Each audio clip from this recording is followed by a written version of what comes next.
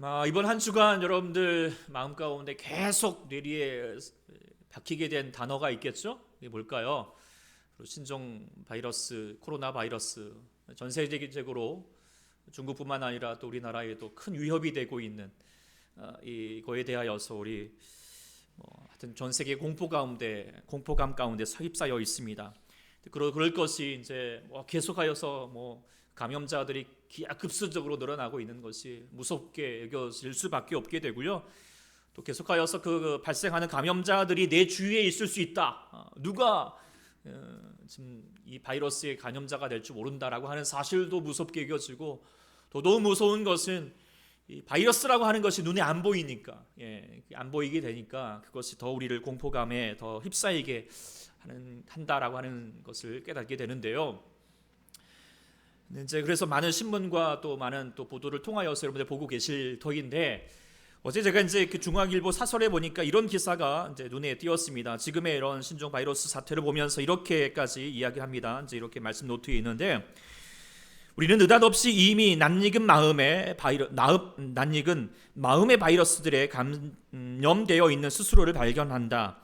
불안, 공포에서 시작해서 혐오, 배제, 선동으로 이어지는 선거공학도 관찰된다.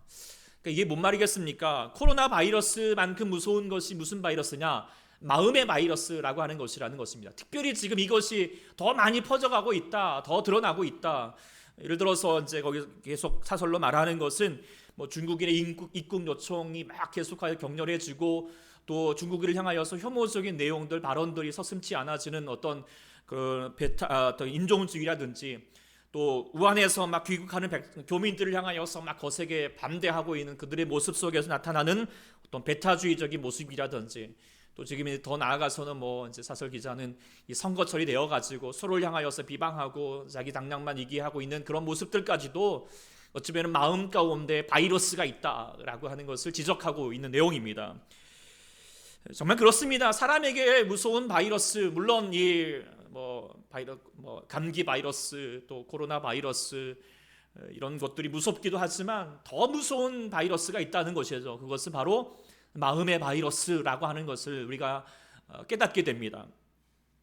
그 마음의 바이러스가 결국 무엇일까요? 결국 뭐죠? 죄이죠. 죄입니다. 우리가 이제 세균이나 어떤 바이러스를 향하여서 지금 막 철저히 예방 조치하면서 마스크 쓰고 소독하고 그거 하면서 사실 이제 경각심을 가지자고 난리법석을 하고 있지만, 그런데 우리가 더 경각심을 가져야 되고 더 예방해야 될 것이 무엇일까요? 그것은 바로 죄에 대하여서, 마음의 바이러스에 대해서 더 우리가 경각심을 가지고 또 대항해야 될 것이라고 하는 것을 늘 깨닫게 되는데, 사실 우리는 더 그러지 못할 때가 많죠. 오늘 본문을 보면은 이제 우리가 지난 금요일에 또 우리 같이 묵상하신 분도 있겠지만, 여기 보면 죄가 드러났습니다. 죄. 어떤 죄였습니까? 간음죄입니다. 지금도 그렇겠지만, 또 요즘은 또 안타깝게도 간음은 죄도 아니다라고 말하겠지만, 간음이 얼마나 죄입니까? 한 가정을 무너뜨리고 계속하여서 자신도 음란의 소용돌이로 계속 빠져들게 하는 그런 육체적인 심각한 죄입니다. 그리고 성경에 뭐라고 말을 했냐면, 그런 자들을 향하여 돌로 치라라고까지 명하였습니다. 그만큼 무서운 거죠.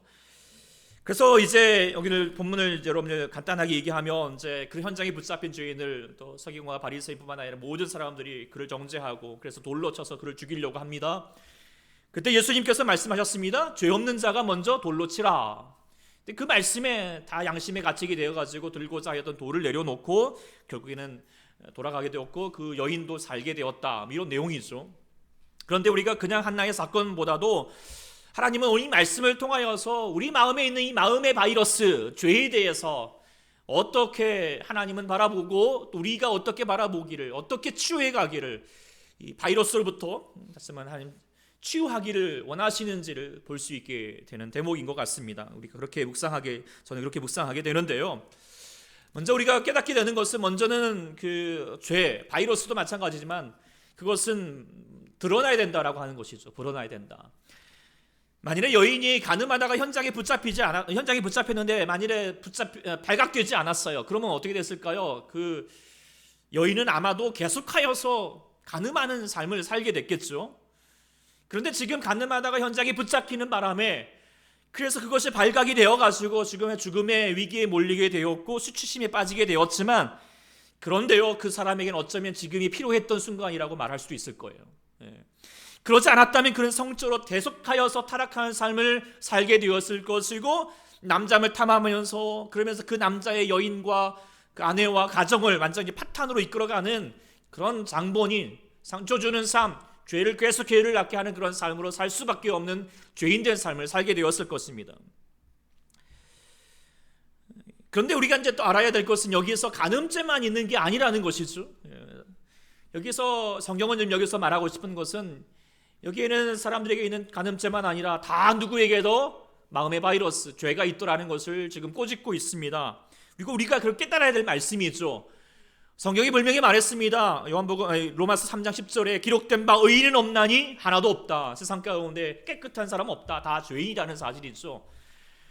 그래서 예수님, 주님 앞에 지금 이렇게 잡혀왔던 여인도 죄인이지만 사실 그 모든 돌을 들고 있는 사람들도 죄인이다 라고 하는 것을 우리들도 알고, 또 우리가 지금 예배하고 있는 저희들도 다 마찬가지입니다. 뭘까요? 우리는 다 죄인입니다.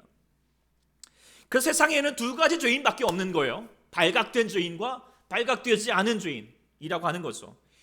그런데 생각하게 되는 것은 이 중에서 더 심각한 죄인은 어떤 죄인일까요? 발각되지 않은 죄인이 더 무섭습니다. 사실 이제 우리가 신종 바이러스 사태를 보면서도 그 바이러스가 이제 양성 판정이 나가지고 격리돼가지고 이렇게 병실에 있는 감염자보다 더 무서운 존재가 어떤 존재입니까? 감염되었는데도 불구하고 아직 사람들에게 드러내지 않은, 자신도 또 알고 있지 못할 수도 있는 그런 감염자, 내재된 감염자, 이게 더 무섭잖아요. 세상도 마찬가지라는 것입니다. 다 우리들도 크고 적던 간에 다 죄를 짓고 다 죄 가운데 있는데, 우리가 발각된 죄인들을 향하여서 나무라지만, 그러나 더 무서운 죄는 뭐예요? 아직도 죄 가운데 있으면서도, 또 죄를 행하고 있음에도 불구하고 발각되지 않았고 자체 이렇게 스스로 알지 못한다고 그래서 그것 가운데 계속하여서 죄를 낳고 있는 그런 가운데 있는 자들, 바로 모든 사람들이 그럴 수 있다라고 하는 것을 우리가 생각하게 됩니다. 그리고 발각되지 않을수록 그 죄는 어떻게 해야 되느냐? 더 대담해지죠. 그래서 바늘도둑이 어떻게 됩니까? 소도둑 되어가는, 그것은 발각되지 않으면, 그 죄를 끊지 못하면 계속하여서 그렇게 죄는 죄를 낳게 된다라고 하는 것을 우리가 잘 알게 됩니다. 그 일례로 이제 다윗의 경우를 통하여서 알 수 있습니다. 그는 하나님 앞에서 거룩하게 살고 싶지만, 살고자 했지만 그래도 그는 여전히 죄인입니다. 그래서 죄를 짓게 되었죠. 그래서 그는 특별히 그 왕궁에서 밧세바라고 하는 여인이 탐이 되어가지고 더 나아가서 그걸로만 끝나지 않냐고 그를 끌어들여서 간음죄를 저질렀습니다. 그리고 이것을 발각되지 않으려고 또 어떻게 했습니까? 그의 남편을, 그 우리아를 전쟁에 몰아가지고 죽이는 그런 살인죄까지, 더 큰 죄까지 저질리게 되었습니다. 그게 어떤 의미입니까? 발각되지 않으려고, 숨기려고, 비밀로 덮어두려고 했던 것이죠. 그러나 하나님의 불꽃 같은 눈으로 주님은 다 보셨고, 주님은 그것을 드러내셨습니다. 만국 앞에서 드러내게 하셨습니다. 다윗은 그의 죄를 회개하면서 그가 나중에 고백하기를 뭐라고 그렇게 고백합니까? 주님, 나에게 정직한 영을 새롭게 주십시오. 정직한 영을 새롭게 해달라고 했어요. 왜 그것을 구했을까요? 자신의 죄가 돌아보니까 왜 내가 그렇게 더 큰 죄를 짓게 되었는가? 하나님 앞에서 정직하지 못하였습니다. 자신이 죄를 지었다라고 하는 사실에 대하여서 그것을 숨기려고 했고, 그것을 부정하려고 했습니다. 감추려고 했습니다. 그래서 더 큰 죄를 지어서 망하게 되었다는 것을 뼈저리게 느꼈던 것이죠. 그러니 내가 하나님 앞에서, 내가 저 하나님 아버지 늘 항상 정직하게 도와주십시오. 우리도 마찬가지여야 하겠습니다. 우리도 돌아보면 어떻습니까? 우리도 분명히 죄인 아닙니까? 다 죄를 지을 수밖에 없는 그런 연약한 존재들 아닙니까?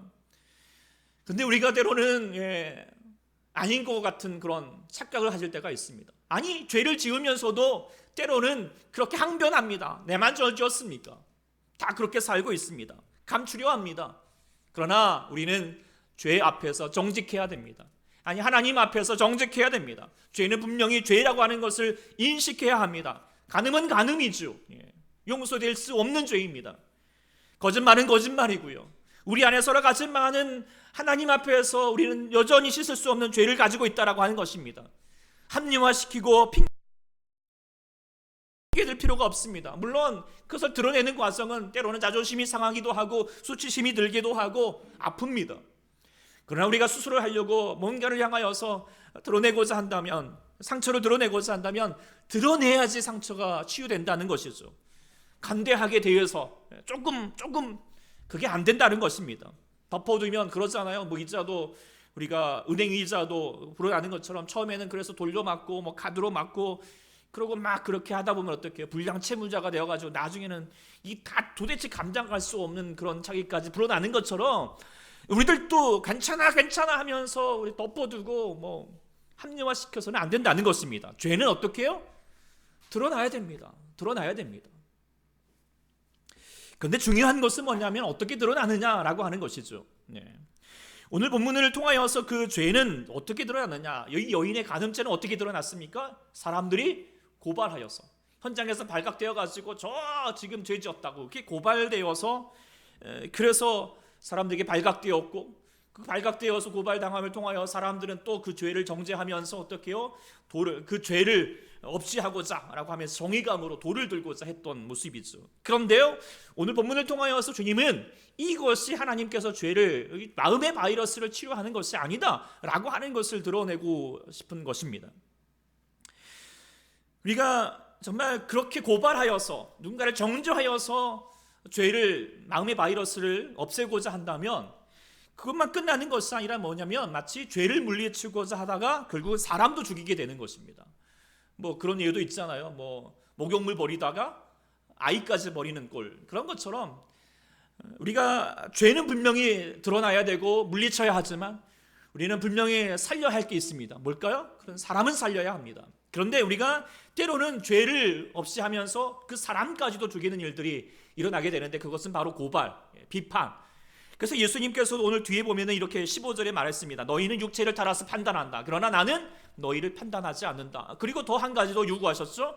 우리가 마태복음 7장, 오늘 이제 뒤에도 있지만 7장 1절과 3절 밑에 있으니까 한번 같이 읽어보겠습니다. 시작.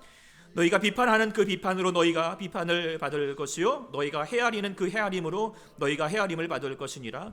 어찌하여 형제의 눈 속에 있는 티는 보고 내 눈 속에 있는 들보를 깨닫지 못하느냐. 이 뭘 얘기하는 거죠? 예. 서로 비판하고 서로를 나무라고 그러면서 서로를 향하여서 정죄하는 그런 모습이 되지 말라는 것입니다. 왜 그렇습니까?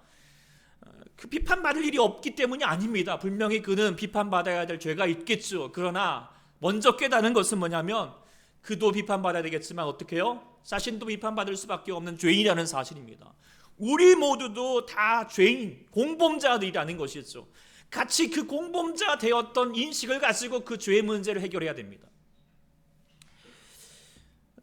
유명한 얘기인데 여러분 아실 것 같아요. 미국에서 있었던 일입니다. 한 남녀한 노인이 이렇게 이제 상점에서 빵을 훔친 죄로 붙잡혀가지고 재판을 받게 되었습니다. 재판관이 이제 얘기합니다. 당신 상점에 들어가서 빵을 훔친 것이 사실입니까? 네. 그것이 절도일죄라는 것도 아십니까? 알고 있습니다. 그런데 제가 너무 며칠을 굶다 보니까 저도 모르게 그냥 그 빵을 입에다 넣어버렸습니다. 판사가 그것을 들었더니 침묵을 지키더니 그리고 판결을 내렸습니다. 당신은 명백한 절도죄를 저질렀습니다. 그리고 본 법정은 10불의 벌금형을 처합니다. 자, 빵을 살 수도 없었던 노인이니까 이제는 10불을 내는 것은 가당치 않습니다. 그러니 감옥 가야 할 형편이 되었습니다. 이때 판사는 계속 말했습니다. 아직 제 판결은 끝난 것이 아닙니다. 저는 저를 포함해서 이 자리에 있는 모두가 우리 사회의 가난한 노인을 방치한 제목으로 유죄를 선고합니다. 저런 사람이 나오도록 방치한 것은 절도죄보다 더 큰 죄입니다. 그러면서 판사는 모자를 벗더니 그 안에 10불을 넣었습니다. 이 10불은 제가 저지른 죄에 대한 벌금입니다. 여러분들도 벌금을 내주십시오. 그리고 모자를 한 바퀴 이렇게 돌렸을 때 모자에는 많은 돈이 모여졌습니다. 판사가 그 모자 중에서 10불을 내어서 그 노인의 벌금을 내도록 하였고 나머지는 그 노인의 주머니에 넣어 주었습니다.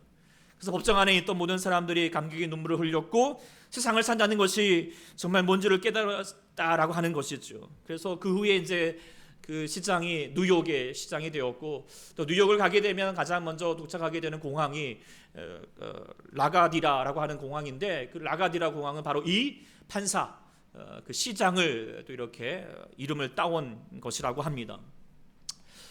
물론 이제 미국만 아니라 얼마 전에도 우리 그 12월 그 후반에도 이런 비슷한 일이 있었죠. 그래가지고 아들과 30대 아빠와 아들이 그 마트에서 우유를 훔치다가 이제 걸렸지만 천벌되기보다도 훈방당하면서 또 옆에 있던 사람들이 막 그 사람을 향하여서 거금을 또 이렇게 던져주기도 하고, 또 경찰은 또 데리고 가서 같이 밥 사주면서 그런 따뜻한 모습들을 볼 수 있게 되는데, 그건 뭡니까? 그 사람의 죄가 단순히 그 사람만의 문제라고 하는 것을 우리가 치부할 수 없다는 것이죠.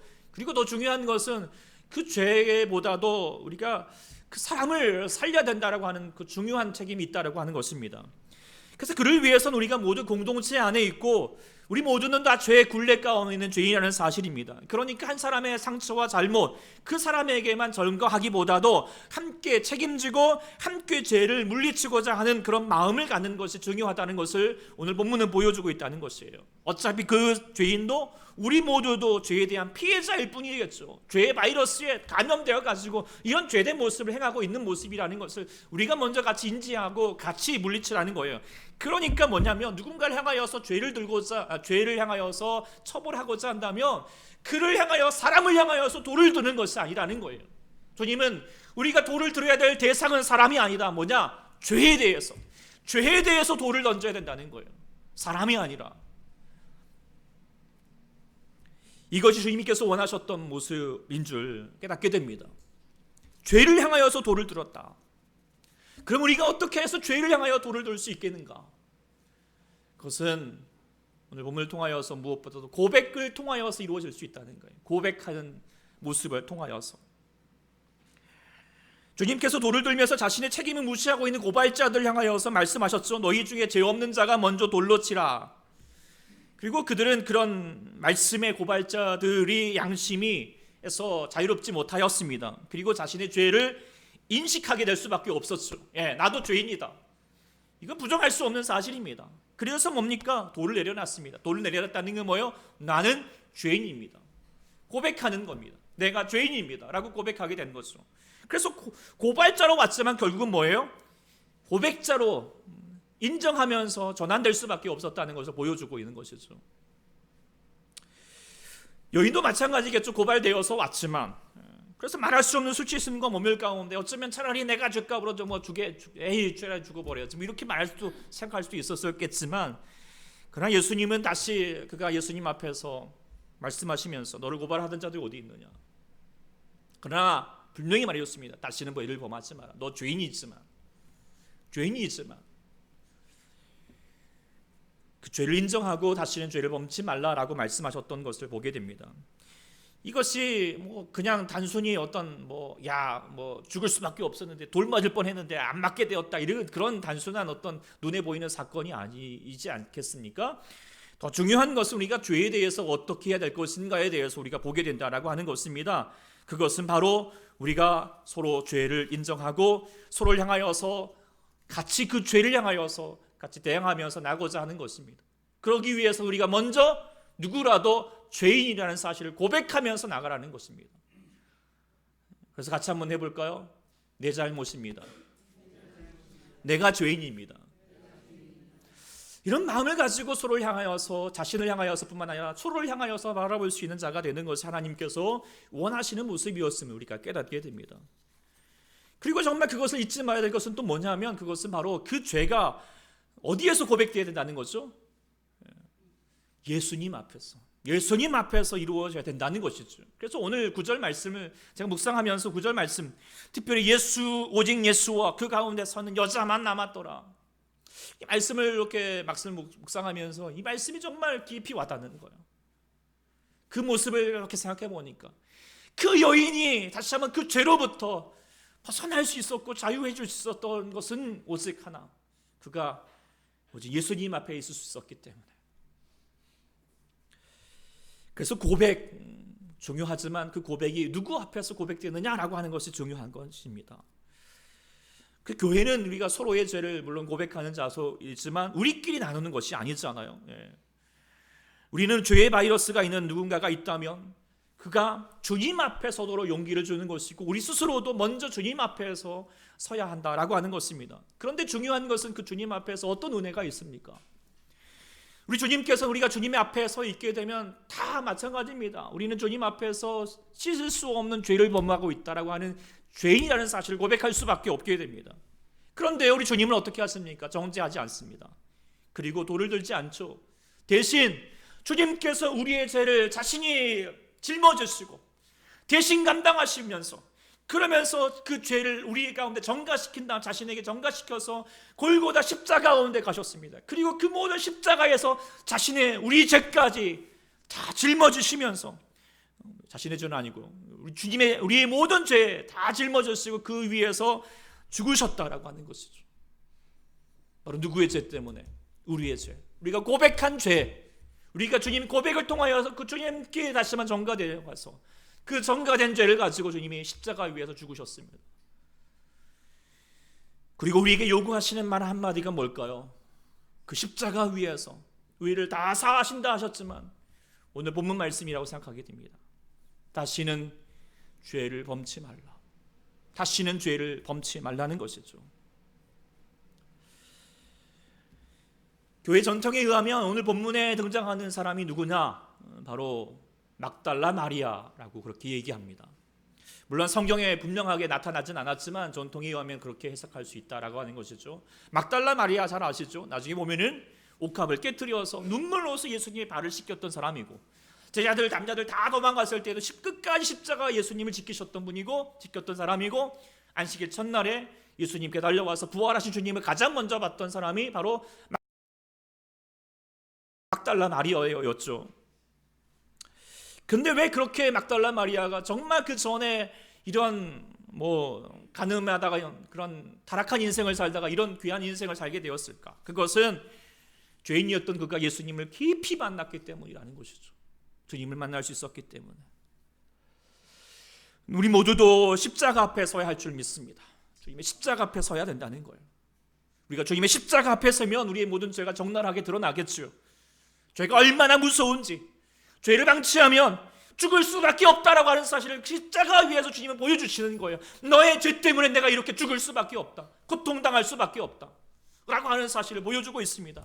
무서운 줄 알아야 합니다. 우리가 코로나 바이러스 계속 얘기하지만 공포감이 아니라 정말 무서운 현실을 알아야 되는 것처럼 우리를 또 알아야 합니다. 죄가 얼마나 무서운지, 우리의 삶은 이 사회를, 이 나라를 다시 파괴하고 있다는 것을 우리가 깨달아야 하겠습니다.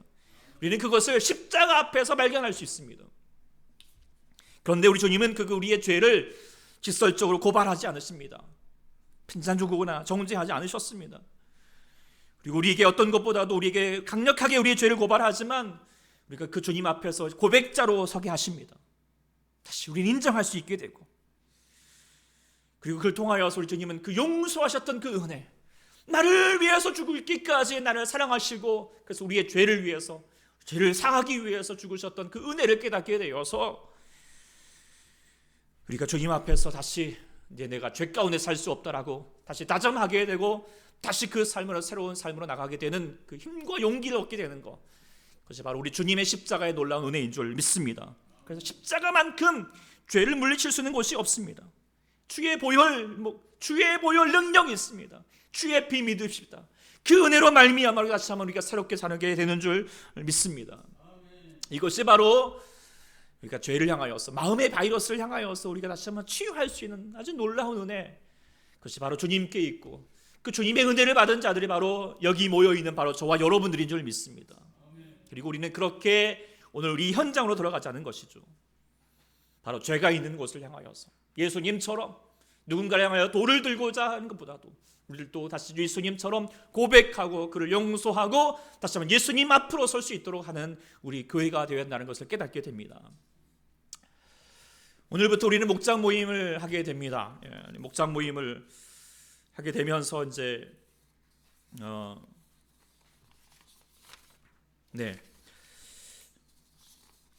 목장 모임, 이제 그 목장 리더 모임을 통하여서 우리가 어제 이제 금요일 그리고 토요일 어제까지 해서 새벽까지 우리가 책을 나누고 기도하고 그러면서 우리가 어떻게 말씀을 나눌 것인가에 대해서 나누는 시간을 가졌지만, 정말 그래서 우리가 그 목사님을 통하여서 하나님께서 우리 가운데 역사하고자 하시는 것이 있음을 기대하게 되고 또 이렇게 또 확신하게 되는데요.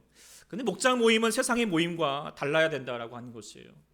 말씀이 나누어지고 사랑이 나누어져야 된다는 것이에요. 특별히 우리가 그리스도 안에 있는 자들은 죄의 바이러스에 대해서, 마음의 바이러스에 대해서 치유되어야 할 것인 줄 믿습니다.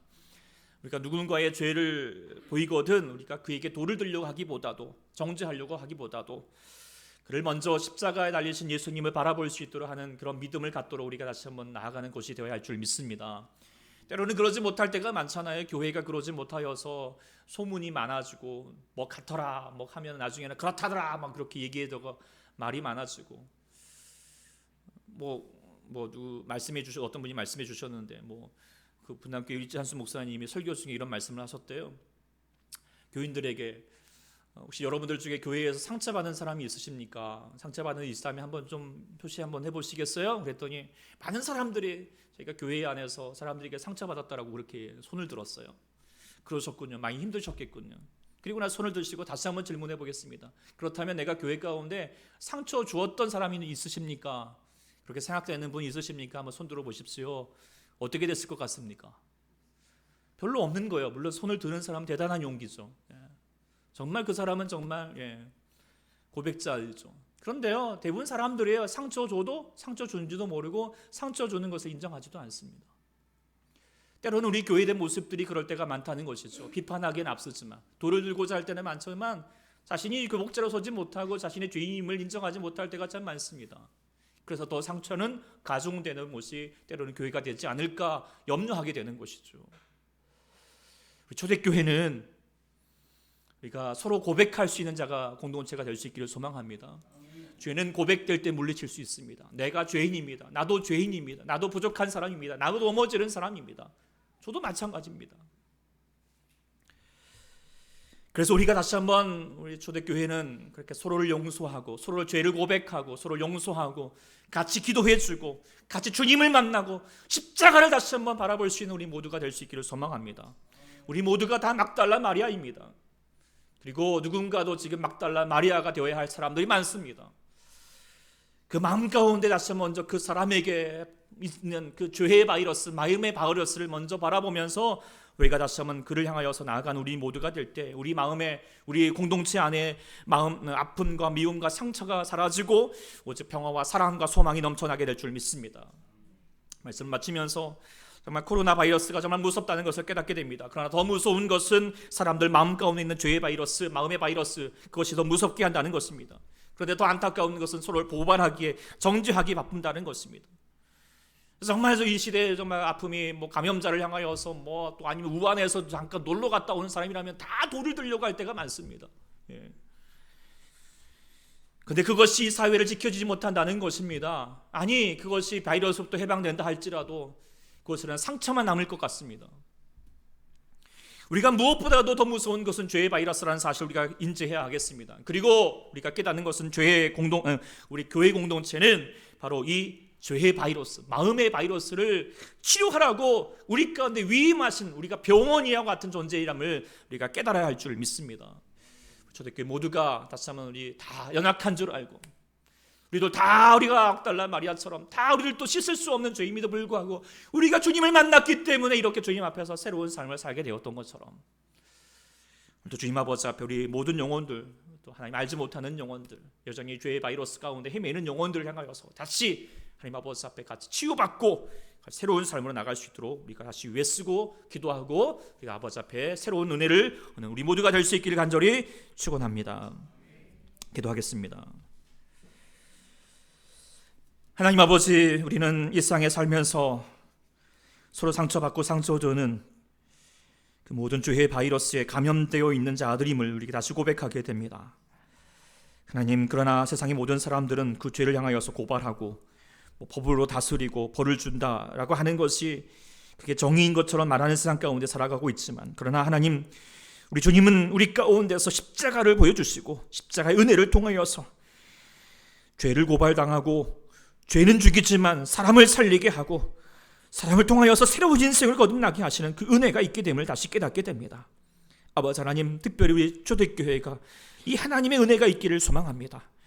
우리가 더 주님 아버지 앞에 서로를 바라보면서 우리가 다시 한번 고발자로 서기보다도 서로 고백자가 되어가면서 우리 다 부족하지만 같이 하나님 아버지의 나라를 이루어 갑시다. 그 주님의 은혜의 삶을 살아갑시다 라고 그렇게 같이 기도해주고 격려해주고 통하여서 주님의 나라가 이루어지는 우리 모든 공동체가 되게 하여 주시옵소서 간구하오며 예수님의 이름으로 간절히 기도드립니다.